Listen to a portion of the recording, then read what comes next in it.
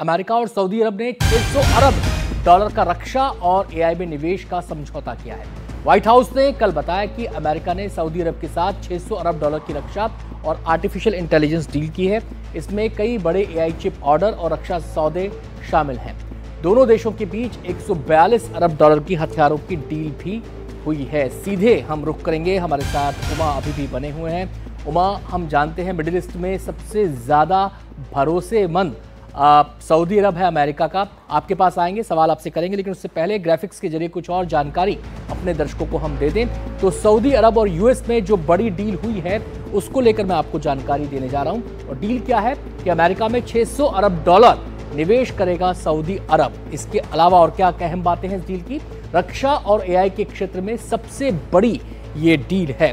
142 अरब dollar के हथियारों की डील भी इन दोनों देशों के बीच होने जा रही है और इस डील को कहा जा रहा है कि ये इतिहास की सबसे बड़ी हथियार डील है।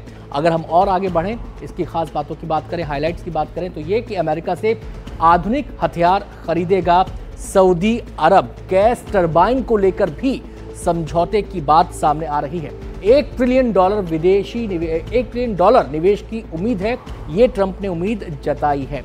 मस्क समेत कई बड़े व्यापारी ट्रंप के साथ वहां पर गए हुए हैं। सीधे हम रुख करेंगे उमा का, हमारे साथ लगातार वो बने हुए हैं।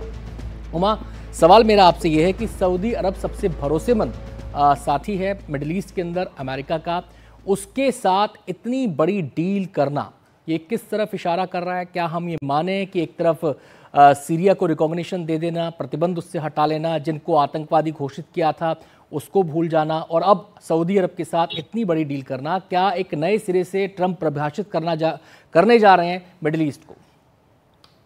जी बिल्कुल, देखिए जैसा कि ट्रंप बार बार ये कहते भी हैं कि वो ट्रेड को एक हथियार के तौर पे इस्तेमाल करते हैं और वो हथियार के तौर पे नेगेटिव तौर पे भी इस्तेमाल करते हैं, और इस बार तो वो पॉजिटिव तौर पे इस्तेमाल करते नजर आ रहे हैं जब इतनी बड़ी डील जो है उन्होंने सऊदी अरब के साथ किया। और आपने सही कहा कि सऊदी अरब जो है अमेरिका का सबसे भरोसेमंद साथी है इस पूरे क्षेत्र में। और 2017 में भी जब ट्रंप आए थे तो सऊदी अरब का दौरा जो है उन्होंने किया था जब वो सत्ता में चुनकर आए थे।